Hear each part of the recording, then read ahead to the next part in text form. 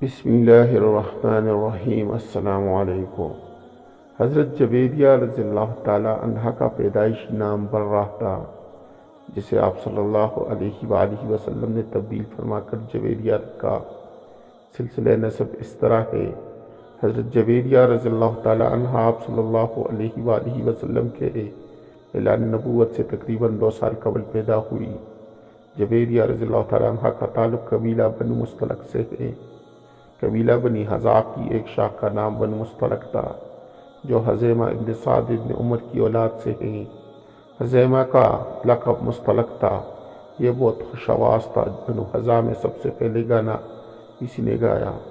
جویریہ رضی اللہ تعالیٰ عنہ کے والد حارث بن ابی ذرار اسلام لانے سے پہلے اپنے زمانے کے مشہور راغزن اور ڈاکو تھے۔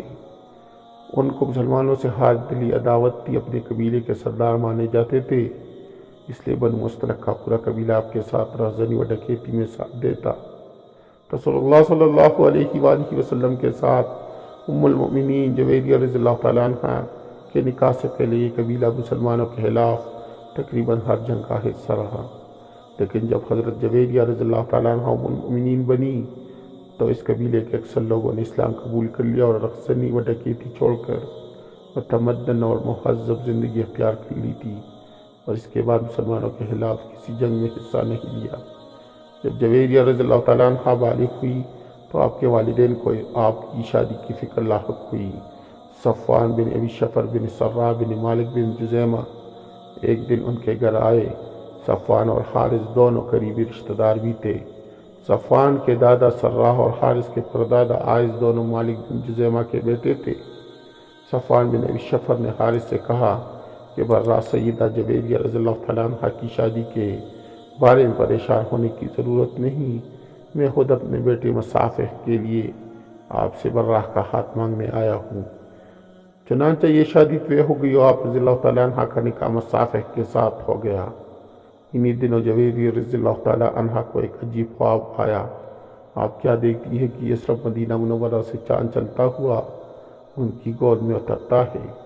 خواب چونکہ بہت عجیب و غریب تھا، اسی وجہ سے آپ کی اسی وقت بیدار ہوئی اور اس کی تعبیر سوچنے لگی، لیکن اس خواب کا کسی سے حتیٰ کہ اپنے شوہر مصافح سے بھی ذکر نہیں کیا۔ کچھ دنوں بعد آپ کا نکاح جناب نبی کریم صلی اللہ علیہ وآلہ وسلم کے ساتھ ہوا تو آپ نے اپنے خواب کی تعبیر پا لی۔ اسی دوران ایک اہم واقعہ یہ پیش آیا کہ نبی کریم صلی اللہ علیہ وآلہ وسلم کو یہ اطلاع ملی کہ قبیلہ بنو مستلق کا سردار حارث بن ابی ذرار اپنے قبیلے اور کچھ دیگر قبائل کے لوگوں کے ہمراہ اہل اسلام کے ساتھ جنگ کرنے کے لیے تیاریاں کر رہا ہے۔ چنانچہ آپ صلی اللہ علیہ وآلہ وسلم نے حضرت بریدہ بن حصیب اسلمی رضی اللہ تعالیٰ عنہ کو حقیقت حال معلوم کرنے کے لیے بنو مستلق کی طرف روانہ کیا۔ انہوں نے وہاں پہنچ کر حارث بن ابی ذرار سے ملاقات کی اور بات چیت کی، اور واپس آ کر رسول اللہ صلی اللہ علیہ وآلہ وسلم کو حالات سے باخبر کیا کہ واقعی بنو مستلق اور دیگر قبائل کے لوگ حارث بن ابی ذرار کی قیادت میں مسلمانوں پر حملہ آور ہونے والے ہیں۔ چنانچہ آپ صلی اللہ علیہ وآلہ وسلم نے صحابہ کرام کو جنگ کی تیاری کا حکم دیا اور مورخہ 2 شعبان 5 ہجری کو بنی مستلق کی طرف روانہ ہوئے۔ اس سفر میں امہات المؤمنین میں سے سیدہ عائشہ رضی اللہ تعالیٰ عنہ اور سیدہ ام سلمہ رضی اللہ تعالیٰ عنہ بھی آپ صلی اللہ علیہ وآلہ وسلم کے ہمراہ تھی۔ روانہ ہوتے وقت آپ صلی اللہ علیہ وآلہ وسلم نے مدینہ منورہ کے انتظامی معاملات حضرت زید بن حارث رضی اللہ تعالیٰ عنہ یا حضرت ابو ذر رضی اللہ تعالیٰ عنہ یا پھر نمیلہ بن عبداللہ لیسی رضی اللہ تعالیٰ عنہ کو سونپے۔ اس غزوے میں آپ صلی اللہ علیہ وآلہ وسلم کے ہمراہ منافقین کی بھی ایک جماعت ساتھ تھی، جو اس سے پہلے کسی غزوے میں شریک نہیں ہوئی تھی۔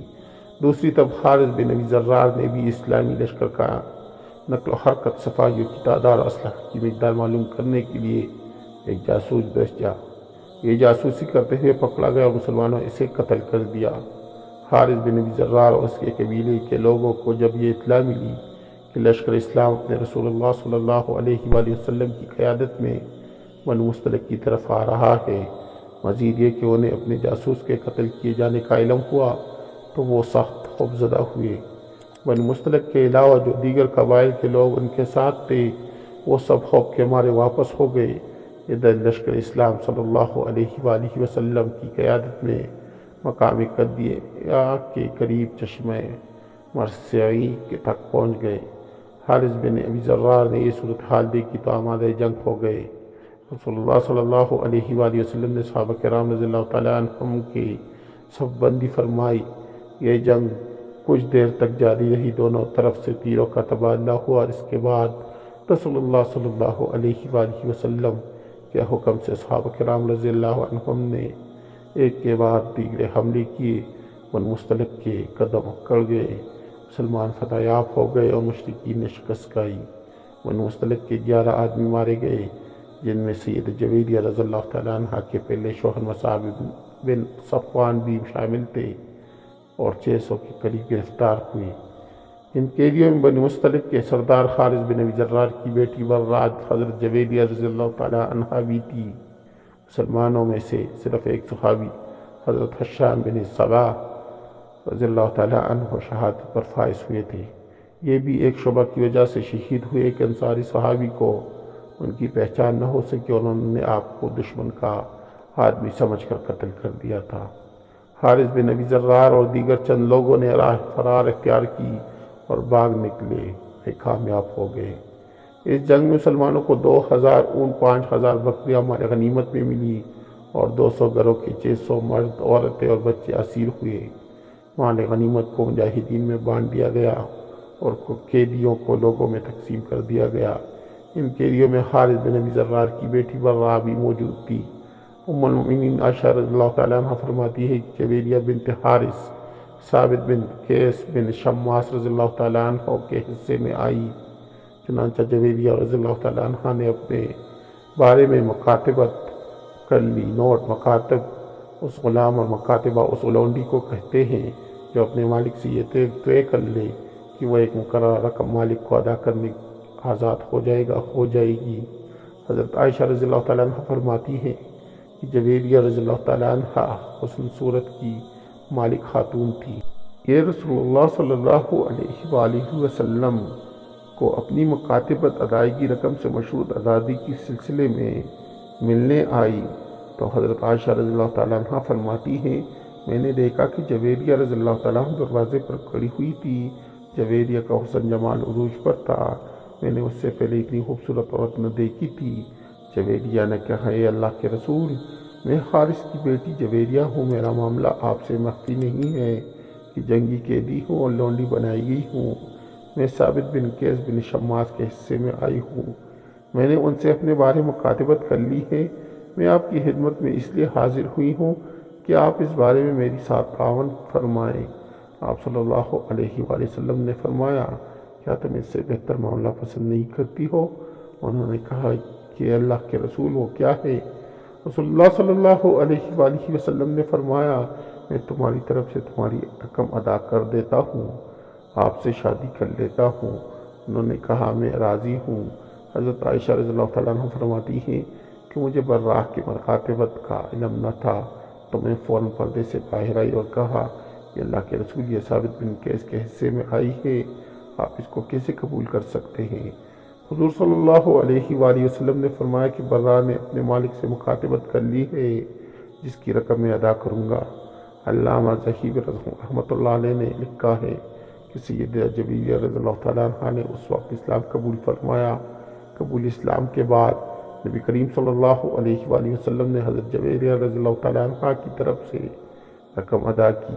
حضرت جویریہ رضی اللہ تعالیٰ عنہ کو اپنے ازواج مطہرات میں شامل فرما کر ام المؤمنین سیدہ جویریہ رضی اللہ تعالیٰ عنہ بنا دیا اور حق مہر کے طور پر ان کے قبیلے کے 40 غلام آزاد فرمائے۔